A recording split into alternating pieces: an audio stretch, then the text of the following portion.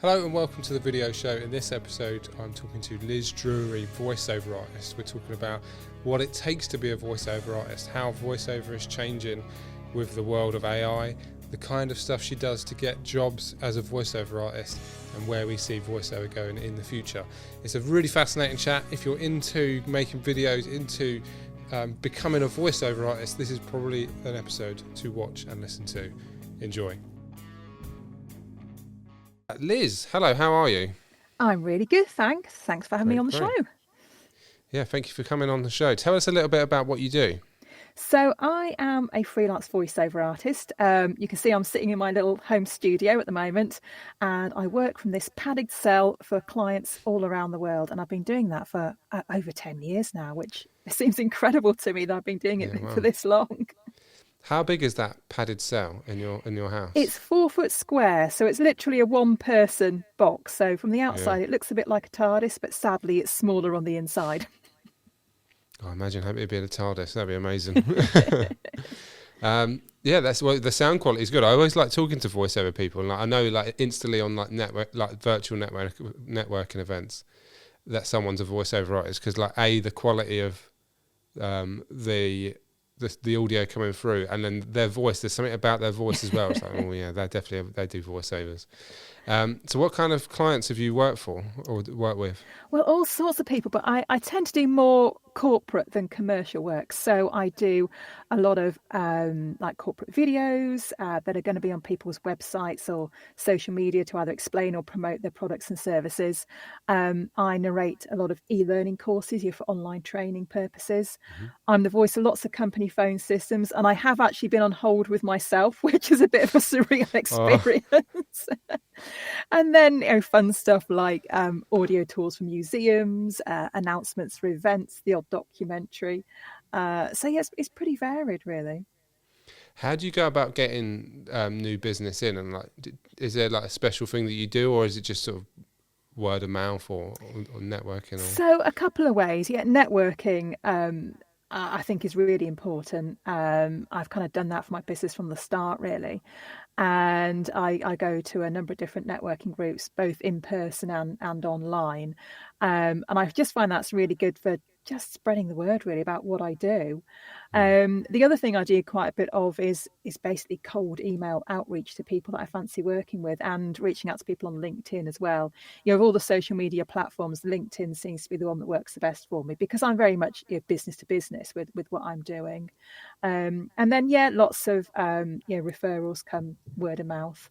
And I'm in the nice position now where I've been doing this for 11 years. I've got quite a few clients who come back to me, repeat business, which is the holy grail, really, isn't it?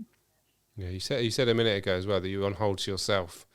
How was that experience? I've got to know more. Do you know, it's happened a couple of times, and it's weird because I've called the company forgetting that I've done their voicemail system, and it kind of takes a second or two to sink in. I'll hear this message, you think, that sounds familiar. Oh yeah, it's me. Oh yes, I did that.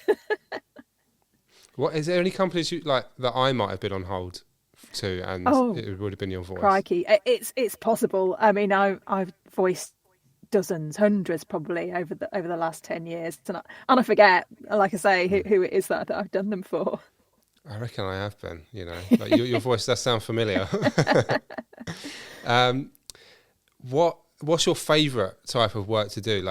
Or is it all similar to you? It's just you're in the booth or whatever, or is there a particular thing you like? I think the things that I really like, the museum audio tours are great because they're always so interesting. Yeah, well, a really unusual project that I was involved with was a narration that I recorded to go alongside a sculpture that was on display in York Minster.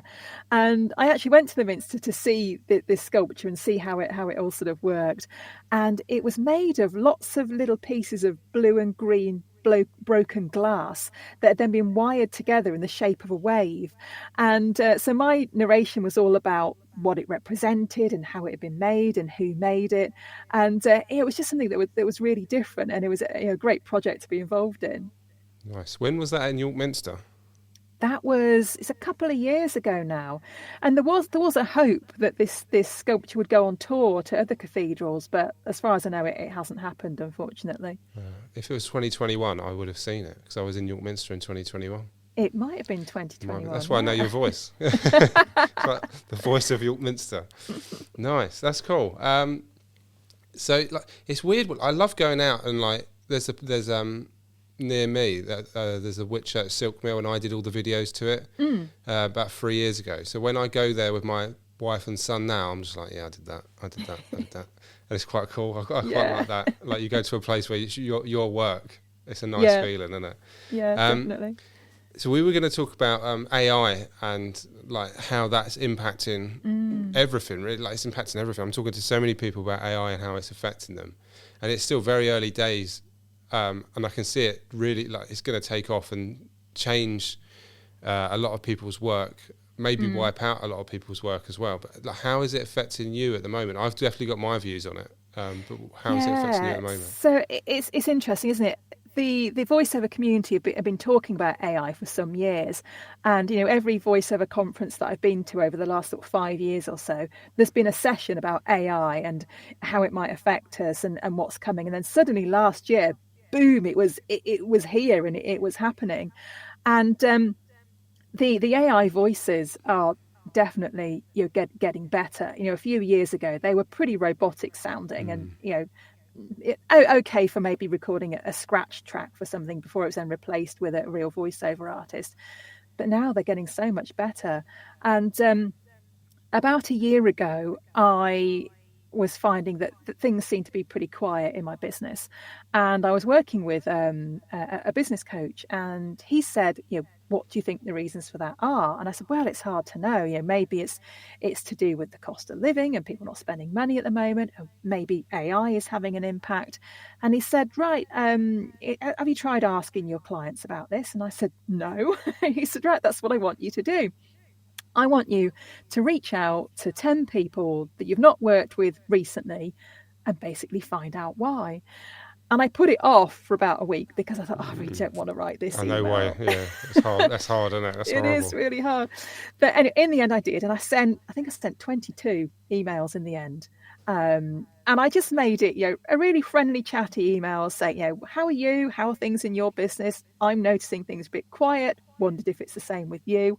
And, do you think that AI is having an impact, and are your clients starting to ask you for AI voices rather than real people? And I got a 50% return rate on that email, which is pretty amazing, really. And the responses were really interesting. And most of them said, no, we're not using AI voices. We don't want to. One of them said, we think that's the start of a slippery slope that we don't want to start going down. We always want to be using real people. One did say, yes, some of our clients have inquired about it. And what we've told them is, yes, we can provide an AI voice for you, but we don't think it'll be the same kind of quality that you're used to getting. And a couple of people said that they'd had a go with it and found that actually it was really time consuming to get a very good result. And it was just quicker and easier to go and ask a real person to do it. And I think that's the thing. Yes, AI can be brilliant. It can be really time saving, but actually you've got to know what you're doing with it. And, if you're not, nobody's really an expert in using it yet because it's still quite new, but if you don't know what you're doing, you could actually just spend hours and hours trying to tweak it to get it to do what you want it to do, when you could have just gone to a real person and got it done much more quickly. That's kind of my experience as well. So I've done a lot in like cloning voices for like an existing person in a video. There might be a bit where they stumble over a word, or there's like some background noise. So if I clone their voice, I can redo that bit. So it's like literally a few seconds here, a few seconds there. So it's like the odd word. But I think if I try to do like paragraphs of it, it would sound weird because like the cadence of their voice is different, like the tone of their voice wouldn't match what you want it to be. So it would be not robotic, but it might be like monotone, or it would be a bit off. I think if it's, if you're just listening to a really short snippet, it can be really hard to tell now whether it's an AI voice or whether it's a real person. But I think the longer the narration is, the more obvious it becomes, because in a way it's too perfect, because we have, sort of natural variation in our voice, and we never say the same thing exactly the same way twice over, but an AI voice would. And I did a lot of work a year or so ago for an e-learning company, and they were producing training for people in the aviation industry, teaching them about how to look after aircraft, basically. And I narrated lots and lots of videos for them. And they'd actually gone down the route of trying an AI voice. And they said what they found was the learners weren't learning, because they were just listening to that voice thinking, oh, this doesn't sound quite right. What's wrong with this voice? Is that a real person? Is that not a real person? And by the time the brain had been sort of processing all of this, they'd missed the information they were supposed to be taking in. So they've actually gone back, having tried AI, to using real people, because there's just more of a connection there. Yeah, it's like an uncanny valley type of thing. Like there's a lot of the Euros at the moment. There's like videos going out after games of like fake interviews with Gareth Southgate, and it's like him like saying stuff he wouldn't say. Yeah. And I get there's probably a few bits with the elections. I think there's probably bits with Farage and stuff where it's like someone's changed it with AI, but it looks a bit weird. But like I think it would convince some people that aren't like up and know like AI is a thing. So I think like older people who don't really use computers, they'd be like, oh, okay, why is he saying that? Yeah. Certainly like my nan, who's like 90, she wouldn't be able to like tell the difference. But and even I think my parents might they might sort of think, oh, it's a bit weird that they're saying that. But I think for people that use watch this stuff all the time, and for people like me who my job is to like edit videos of actual real people, I can tell, and it's like that's odd. So it's interesting to see and hear it from a voiceover point of view as well. Like people aren't listening to stuff that's an AI voiceover. Have you used it like positively as in anything, in tools? Like, there's any tools that you use? So AI in general, I've had a bit of a play around with ChatGPT to help me not to write a blog post, but to get ideas for one, really, and a structure, and the odd sort of social media post. I haven't done lots with it, and I haven't tried it since it's sort of gone on to the next generation. And what I was finding was that, yeah, it was coming up with some reasonable stuff, but a lot of it wasn't how I would say it. It often included a lot of flowery language that was a bit over the top. And so I think it's a great tool to get you away from a blank piece of paper, to give you a starting point. Exactly. Yeah. But you've then got to go in and put your own personality on it, and you need to tweak things and change things. I was at a workshop earlier this week, actually, and talking about all sorts of things AI, and the trainer was showing some funny pictures that AI had come up with. One of them was I don't know, it was her or somebody had asked it to generate a picture of salmon swimming upstream. Well, it was salmon steaks in the water splashing around. That. Yeah. So, that's amazing. Yeah, I see. Like, there's varying degrees of like success. So like the Photoshop AI is pretty good, like image generation, but people like generating people, especially there's Canva people generating, it's like horrific. It's like something out of a horror film. Yeah, I've actually like had a try with Canva, not to create a picture of a person, but I wanted a picture of a telephone. Well, the telephones it came up with were really bizarre. They didn't have numbers on. Goodness knows what it was. I do think it would get there. And there was like a video generation one that came out. I can't remember what it's called. I'll put it on the title here and put it in the comments. But that was a huge jump earlier this year, where it was like, whoa, that's good. Like, you can kind of still tell that it's AI. Is it synesthesia? Is it that one? Something like that, maybe. Yeah, it came from the same people that do workshop. ChatGPT. But yeah, I think like in a year, 2 years, 3 years, there's gonna be huge jumps in everything. Yeah. I mean, what I'm hoping is that the people who really care about their products and services, the sort of higher end clients, are going to still want to use real people. And that then becomes sort of part of their selling point. You know, like being green is part of people's selling point. You know, using real humans will hopefully become part of people's, you know, sort of USP, and which will be, you know, the people with the money will still want the genuine article. Well, I think with people, like people that run businesses, they want to connect with people as a person. They're going to have to still do stuff. They might be able to like clone themselves with AI, but it's still not them, is it? It's not their real feelings. So if you want to actually feel something and connect with people on a personal level, it's still got to be you doing it. Yeah, but it's interesting. There's certainly stuff I've used that have made my process quicker and easier. So it's just at the moment that's how I'm using it. But it'd be interesting to see where it goes in the next like 4 or 5 years as well. There'll be huge jumps, I think. Yeah, I think the thing to remember is that it's a tool at the end of the day, isn't it? And you know, you can use a tool for good effect, but if you don't really know what you're doing with it, you can make a mess with it at the same time. Yeah. I've had a project this week actually, which was an audio book, and I started narrating it, and it was sort of like meditations for every day of the year.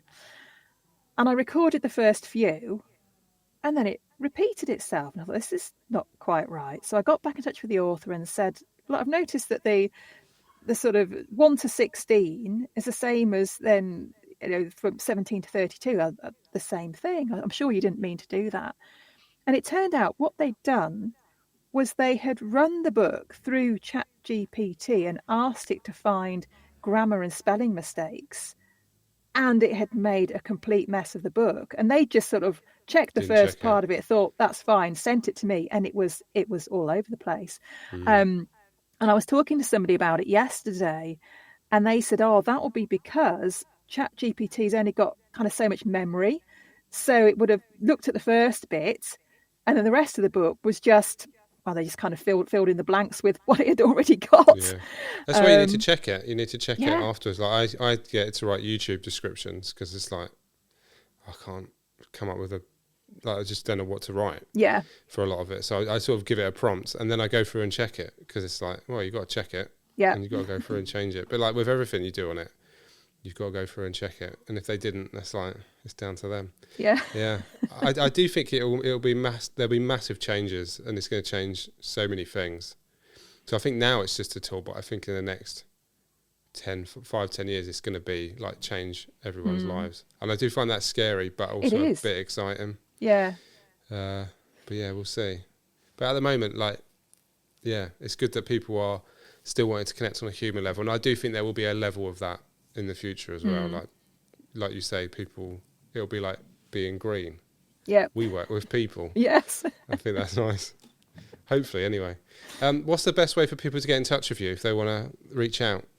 So my website's really easy to find. It's lizdrury.co.uk.